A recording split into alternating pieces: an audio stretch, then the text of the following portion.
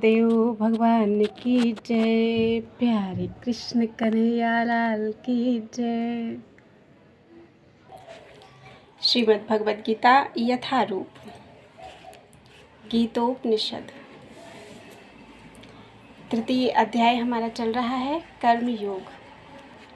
20 श्लोक हो चुके हैं। आज 21वें श्लोक से यदि यद आचरति श्रेष्ठः तत् देवेतरो जनाः सा यत् प्रमाणं कुरुते लोकः तद अनुवर्तते। महापुरुष जो आचरण करता है, सामान्य व्यक्ति उसी का अनुसरण करते हैं।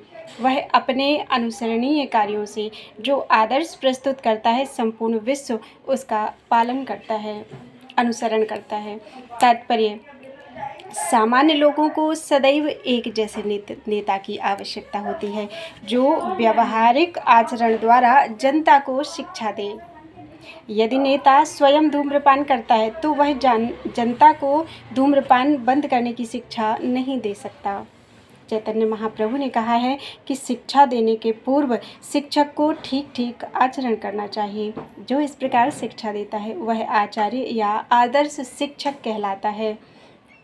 अतः शिक्षक को चाहिए कि सामान्य जन को शिक्षा देने के लिए स्वयं शास्त्रीय सिद्धांतों का अनुसरण करे, पालन करे। कोई भी शिक्षक प्राचीन प्रामाणिक ग्रंथों के नियमों के विपरीत कोई नियम नहीं बना सकता। मनु संहिता में जैसे प्रामाणिक ग्रंथ मानव समाज के लिए अनुसरणीय हैं,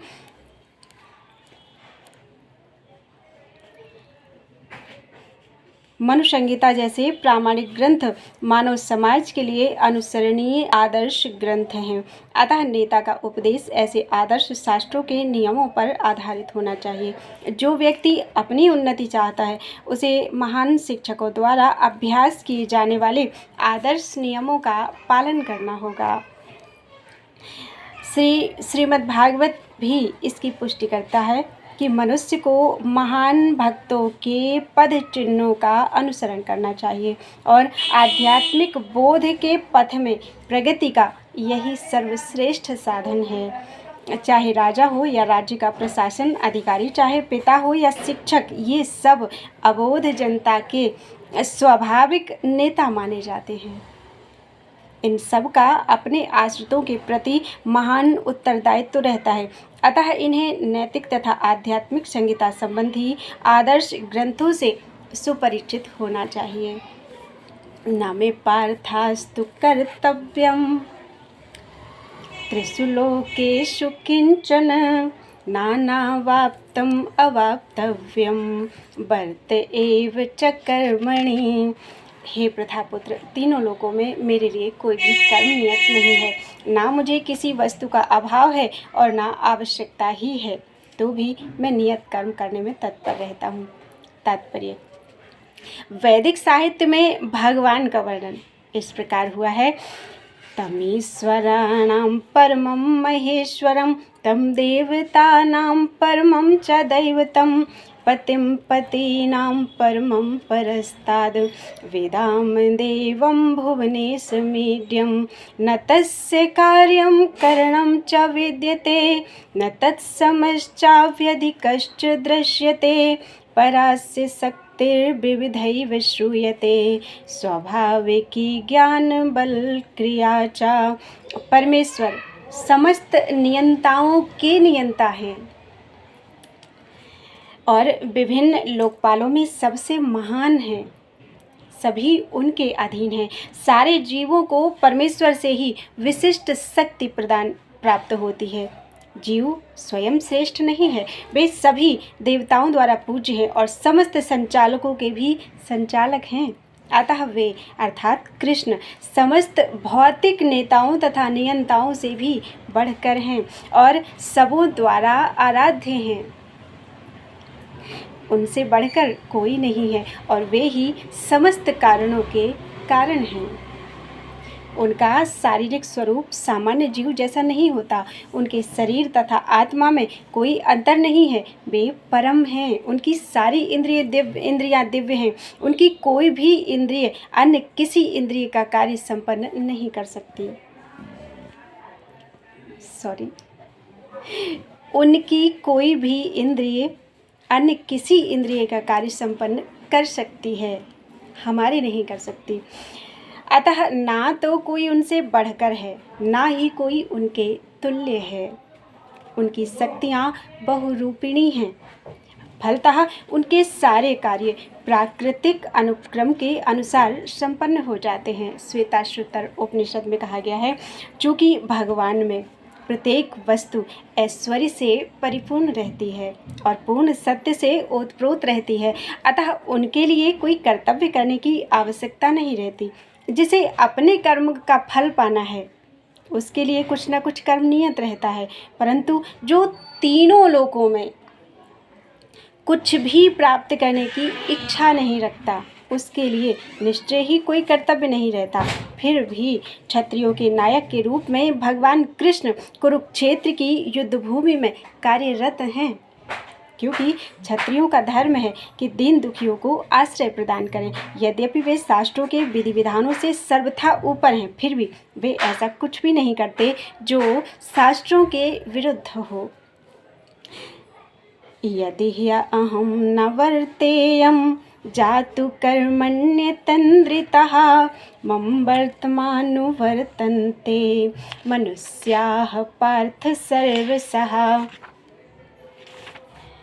क्योंकि यदि मैं नियत कर्मों को सावधानी पूर्वक ना करूं, तो हे पार्थ, यह निश्चित है कि मेरे सारे मनुष्य मेरे पथ का ही अनुगमन करेंगे।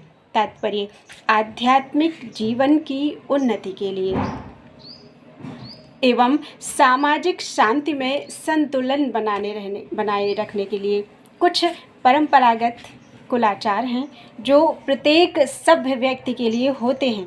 ऐसे विधि विधान केवल बद्ध जीवों के लिए हैं, भगवान कृष्ण के लिए नहीं। लेकिन क्योंकि वे धर्म की स्थापना के लिए अवतरित हुए थे, अतः उन्होंने निर्दिष्ट नियमों का पालन किया, अन्यथा सामान्य व्यक्ति भी उन्हीं के पद चिन्हों का अनुसरण करते, क्योंकि कृष्ण परम प्रमाण है।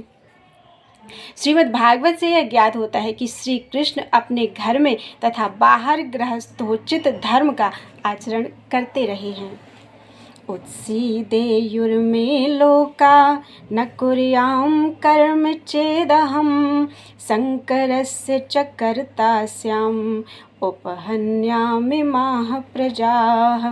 यदि मैं नियत कर्म ना करूं तो ये सारे लोग नष्ट हो जाएं, तब मैं अवांछित जन समुदाय अर्थात वर्ण संकर को उत्पन्न करने का कारण हो जाऊंगा और इस तरह संपूर्ण प्राणियों की शांति का विनाशक बनूंगा।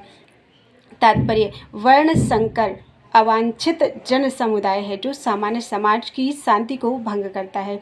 इस सामाजिक अशांति को रोकने के लिए अनेक विधि विधान हैं, जिनके द्वारा स्वतः ही जनता आध्यात्मिक प्रगति के लिए शांत तथा सुव्यवस्थित हो जाती है। जब भगवान कृष्ण अवतरित होते हैं तो स्वाभाविक है कि वे ऐसे महत्वपूर्ण कार्यों की प्रतिष्ठा तथा अनिवार्यता बनाए रखने के लिए इन विधि विधानों के अनुसार आचरण करते हैं। भगवान समस्त जीवों के पिता हैं और यदि ये जीव पथभ्रष्ट हो जाएं तो अप्रत्यक्ष रूप से यह उत्तरदायित्व तो उन्हीं का है। और अतः जब भी विधि विधानों का अनादर होता है तो भगवान स्वयं समाज को सुधारने के लिए अवतरित होते हैं। किंतु हमें ध्यान देना होगा कि यद्यपि हमें भगवान के पद चिन्हों का अनुसरण करना है, तो भी हम उनका अनुकरण नहीं कर सकते।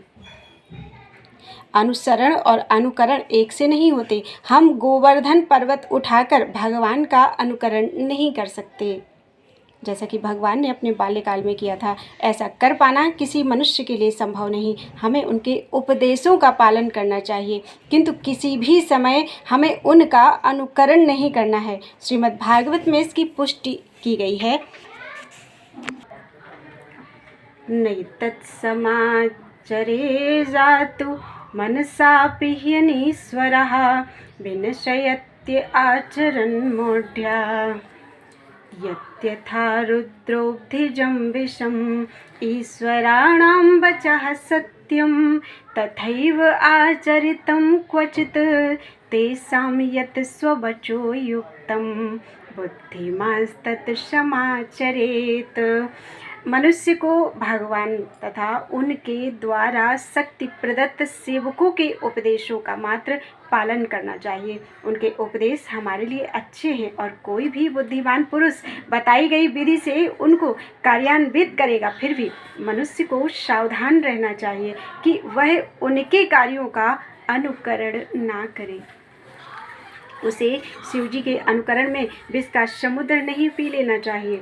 हमें सदैव ईश्वरों की या सूर्य तथा चंद्रमा की गतियों को वास्तव में नियंत्रित कर सकने वाली स्थिति को श्रेष्ठ मानना चाहिए। ऐसी शक्ति के बिना कोई भी सर्वशक्तिमान ईश्वरों का अनुकरण नहीं कर सकता।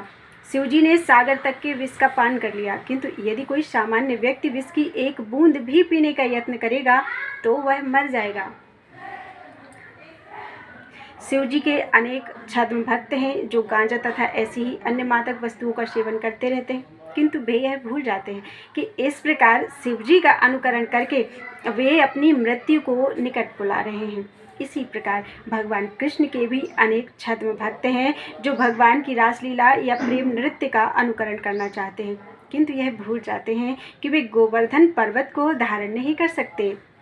अतः सबसे अच्छा तो यही होगा कि लोग शक्तिमान का अनुकरण न करके केवल उनके उपदेशों का पालन करें, ना ही बिना योग्यता के किसी को उनका स्थान ग्रहण करने का प्रयत्न करना चाहिए।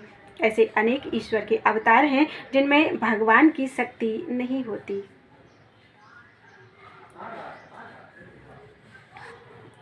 सक्ताः कर्मण्य विद्वांसो यथा कुर्वन्ति भारत, कुर्याद् विद्वांस तथा शक्त चिकीर्षु लोक संग्रहम।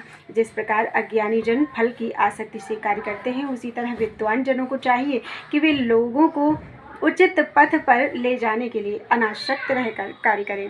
तात्पर्य, एक कृष्ण भावना भावित मनुष्य तथा एक कृष्ण भावनाहीन व्यक्ति में केवल इच्छाओं का ही तो भेद होता है। कृष्ण भावना भावित व्यक्ति कभी ऐसा कोई कार्य नहीं करता जो कृष्ण भावनामृत के विकास में सहायक ना हो। यहाँ तक कि वह उस अज्ञानी पुरुष की तरह कर्म कर सकता है जो भौतिक कार्यों में अत्यधिक आसक्त रहता है, किंतु इनमें से एक ऐसे कार्य अपनी इंद्रिय तृप्ति के लिए करता है, जबकि दूसरा कृष्ण की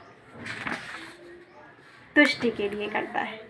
दूसरा भी वही कार्य करता है लेकिन कृष्ण की तुष्टि के लिए करता है। अतः कृष्ण भावना भावित व्यक्ति को चाहिए कि वह लोगों को यह प्रदर्शित करे कि किस तरह कार्य किया जाता है और किस तरह कर्म फलों को कृष्ण भावनामृत के कार्य में नियोजित किया जाता है। ओम हरि। न बुद्धि भेदम जनेद ज्ञानम कर्म संगिनाम, जो सेत सर्व कर्माणि विद्वान युक्तः समाचरन्। विद्वान व्यक्ति को चाहिए कि वह सकाम कर्मों में आसक्त अज्ञानी पुरुषों को कर्म करने से रोके नहीं, ताकि उनके मन विचलित ना हो, अपितु भक्ति भाव से कर्म करते हुए वह उन्हें सभी प्रकार के कार्यों में लगाए, जिससे कृष्ण भावनामृत का क्रमिक विकास हो। तात्पर्य, वेदैश्च सर्वैर अहमेव वेद्या। यह सिद्धांत संपूर्ण वैदिक अनुष्ठानों की पराकाष्ठा है। सारे अनुष्ठान, सारे यज्ञ कृत्य तथा वेदों में भौतिक कार्यों के लिए जो भी निर्देश हैं, उन सबों समेत सारी वस्तुएं कृष्ण को जानने के निमित्त हैं, जो हमारे जीवन के चरम लक्ष्य हैं। लेकिन चूंकि बद्ध जीव इंद्रिय तृप्ति के अतिरिक्त और कुछ नहीं जानते, अतः वे वेदों का अध्ययन इसी दृष्टि से करते हैं, किंतु सकाम कर्मों तथा वैदिक अनुष्ठानों के द्वारा नियमित इंद्रिय तृप्ति के माध्यम से मनुष्य धीरे धीरे कृष्ण भावनामृत को प्राप्त हो जाता है। अतः कृष्ण भावनामृत में स्वरूप सिद्ध जीव को चाहिए कि अन्यों को अपना कार्य करने या समझने में बाधा न पहुंचाएं, अपितु उन्हें यह प्रदर्शित करें कि किस प्रकार सारे कर्म फल को कृष्ण की सेवा में समर्पित किया जा सके।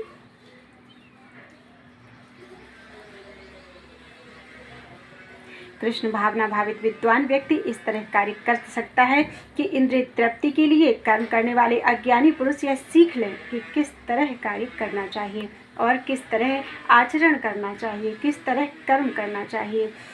यद्यपि अज्ञानी पुरुष को उसके कार्यों में छेड़ना ठीक नहीं होता, फिर भी परंतु यदि वह रंच भर भी कृष्ण भावना भावित है तो वह वैदिक विधियों की परवाह ना करते हुए सीधे भगवान की सेवा में लग सकता है। ऐसे भाग्यशाली व्यक्ति को वैदिक अनुष्ठान करने की आवश्यकता नहीं रहती, क्योंकि प्रत्यक्ष कृष्ण भावनामृत के द्वारा उसे भी सारे फल प्राप्त हो जाते हैं जो उसे अपने कर्तव्यों के पालन करने से प्राप्त होते हैं। प्रकृतेः क्रियमाणानि गुणैः कर्माणि सर्वशः अहंकार विमूढ़ात्मा कर्ता अहमिति मन्यते। जीवात्मा अहंकार के प्रभाव से मोहग्रस्त होकर अपने आप को समस्त कर्मों का कर्ता मान बैठता है, जबकि वास्तव में वे प्रकृति के तीनों गुणों द्वारा संपन्न किए जाते हैं। तात्पर्य, दो व्यक्ति जिनमें से एक कृष्ण भावना भावित है और दूसरा भौतिक चेतना वाला है, समान स्तर पर कार्य करते हुए समान पद पर प्रतीत हो सकते हैं, किंतु उनके पदों में आकाश पाताल का अंतर रहता है। वह कभी भौतिक चेतना वाला व्यक्ति अहंकार के कारण आश्वस्त रहता है कि वही सभी वस्तुओं का कर्ता है। वह यह नहीं जानता कि शरीर की रचना प्रकृति द्वारा हुई है जो परमेश्वर की अध्यक्षता में कार्य करती है। भौतिकतावादी व्यक्ति यह नहीं जानता कि अंत तो गत्वा वह कृष्ण के अधीन है। अहंकार बस ऐसा व्यक्ति हर कार्य को स्वतंत्र रूप से करने को श्रेय लेना चाहता है और यही है उसके अज्ञान का लक्षण। उसे यह ज्ञात नहीं कि उसके इस स्थूल तथा सूक्ष्म शरीर की रचना प्रकृति द्वारा भगवान की अध्यक्षता में की गई है, अतः उसके सारे शारीरिक तथा मानसिक कार्य कृष्ण भावनामृत में रहकर कृष्ण की सेवा में तत्पर होने चाहिए। अज्ञानी व्यक्ति यह भूल जाता है कि भगवान ऋषिकेश कहलाते हैं, अर्थात वे शरीर की इंद्रियों के स्वामी हैं। इंद्रिय तृप्ति के लिए इंद्रियों का निरंतर उपयोग करते रहने से वह अहंकार के कारण वस्तुतः मोहग्रस्त रहता है, जिससे वह कृष्ण के साथ अपने शाश्वत संबंध को भूल जाता है। तत्त्ववित्तु महाबाहो गुण कर्म विभागयोः गुणागुणेषु वर्तन्त इति मत्वा न सज्जते। हे महाबाहो, भक्ति भावमय कर्म तथा सकाम कर्म के भेद को भली भांति जानते हुए जो परम सत्य को जानने वाला है, वह कभी भी अपने आप को इंद्रियों में तथा इंद्रिय तृप्ति में नहीं लगाता। तात्पर्य, परम सत्य को जानने वाला भौतिक संगति में अपनी विषम स्थिति को जानता है। वह जानता है कि भगवान कृष्ण का अंश है और उसका स्थान इस भौतिक सृष्टि में नहीं होना चाहिए। वह अपने वास्तविक स्वरूप को भगवान के अंश के रूप में जानता है जो सच्चित आनंद है, और उसे यह अनुभूति होती रहती है कि मैं किसी कारण से देहात्म बुद्धि में फंस चुका हूँ। अपने अस्तित्व की शुद्ध अवस्था में उसे सारे कार्य भगवान कृष्ण की सेवा में नियोजित करने चाहिए। फलतः वह अपने आप को कृष्ण भावनामृत के कार्यों में लगाता है और भौतिक इंद्रियों के कार्यों के प्रति स्वभावतः अनासक्त हो जाता है, क्योंकि ये परिस्थिति जन्य तथा अस्थायी हैं। वह जानता है कि उसके जीवन की भौतिक दशा भगवान के नियंत्रण में है। फलतः वह सभी प्रकार के भौतिक बंधनों से विचलित नहीं होता, क्योंकि वह इन्हें भगवत कृपा मानता है। श्रीमद् भागवत के अनुसार जो व्यक्ति परम सत्य को ब्रह्म, परमात्मा तथा श्री भगवान इन तीन विभिन्न रूपों में जानता है, वह तत्वविद कहलाता है, क्योंकि वह परमेश्वर के साथ अपने वास्तविक संबंध को भी जानता है। प्रकृते गुण सम्मूढ़ाः सज्जन्ते गुण कर्मसु तान् कृतस्न विदो मंदान् कृतस्नु विन्न विचालयेत।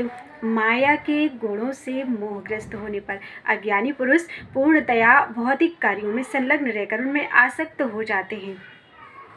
यद्यपि उनके ये कार्य उनमें ज्ञानाभाव के कारण अधम होते हैं, किंतु ज्ञानी को चाहिए कि उन्हें विचलित ना करे।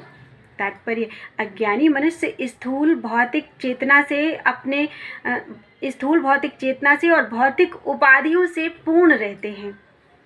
यह शरीर प्रकृति की देन है, और जो व्यक्ति शारीरिक चेतना में अत्यधिक आसक्त होता है वह मंद अर्थात आलसी कहा जाता है। अज्ञानी मनुष्य शरीर को आत्मस्वरूप मानते हैं। वे अन्यों के साथ शारीरिक संबंध को बंधुत्व मानते हैं।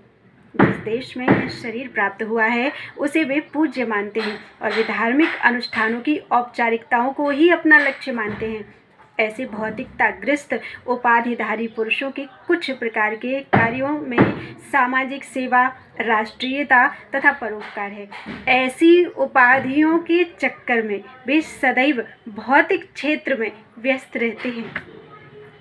उनके लिए आध्यात्मिक बोध मिथ्या है, अतः वे इसमें रुचि नहीं लेते। किंतु जो लोग आध्यात्मिक जीवन में जागरूक हैं उन्हें चाहिए कि इस तरह भौतिकता में मगन व्यक्तियों को विचलित ना करें। अच्छा तो यही होगा कि वे शांत भाव से अपने आध्यात्मिक कार्यों को करें। ऐसे मोहग्रस्त व्यक्ति अहिंसा जैसे जीवन के मूलभूत नैतिक सिद्धांतों तथा इसी प्रकार के परोपकारी कार्यों में लगे हो सकते हैं। जो लोग अज्ञानी हैं वे कृष्ण भावनामृत के कार्यों को समझ नहीं पाते। अतः भगवान कृष्ण हमें उपदेश देते हैं कि ऐसे लोगों को विचलित ना किया जाए। क्या है?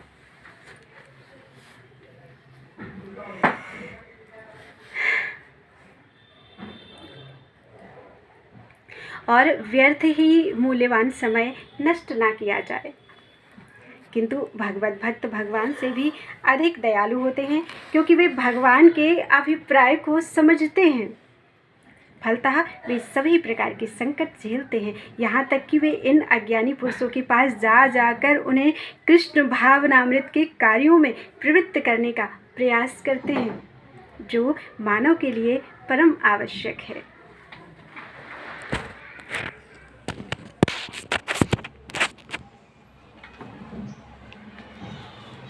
मयि सर्वाणि कर्माणि सन्न्यस्य आध्यात्मचेतसा निराशीर्निर्ममो भूत्वा युध्यस्य विगतज्वरः।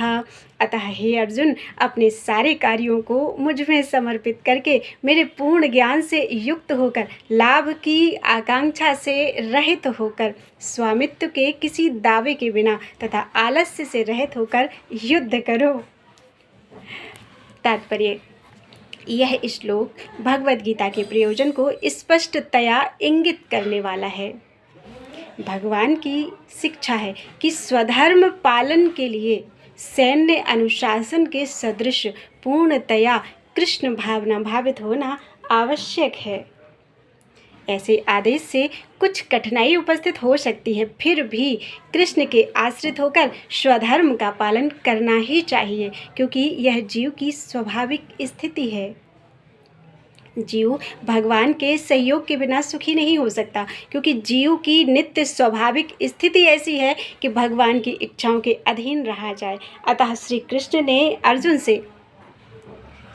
ने अर्जुन को युद्ध करने का इस तरह आदेश दिया मानो भगवान उसके सेना नायक हों। परमेश्वर की इच्छा के लिए मनुष्य को सर्वस्व की बलि करनी होती है, और साथ ही स्वामित्व जताए बिना स्वधर्म का पालन करना होता है। अर्जुन को भगवान के आदेश का मात्र पालन करना था।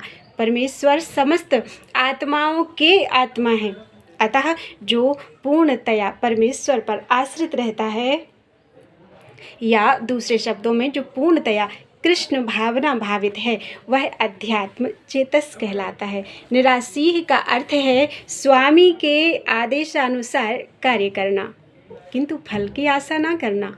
कोषाध्यक्ष अपने स्वामी के लिए लाखों रुपए गिन सकता है, किंतु इनमें से वह अपने लिए एक पैसा भी नहीं चाहता। इसी प्रकार मनुष्य को यह समझना चाहिए कि इस संसार में किसी भी व्यक्ति का कुछ भी नहीं है।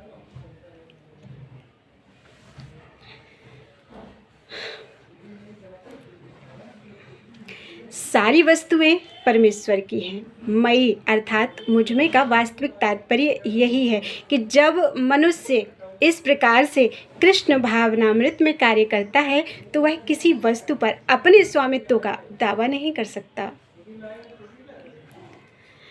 यह भावनामृत निर्मम अर्थात मेरा कुछ नहीं है कहलाता है। यदि ऐसे कठोर आदेश को जो शारीरिक संबंध में तथा कथित बंधुत्व भावना से रहित हैं पूरा करने में कुछ झिझक हो तो उसे दूर कर देना चाहिए। इस प्रकार मनुष्य विगत ज्वर अर्थात ज्वर या आलस्य से रहित हो जाता है। अपने गुण तथा स्थिति के अनुसार प्रत्येक व्यक्ति को विशेष प्रकार का कार्य करना होता है और ऐसे कर्तव्यों का पालन कृष्ण भावना भावित होकर किया जा सकता है। इससे मुक्ति का मार्ग प्रशस्त हो जाएगा।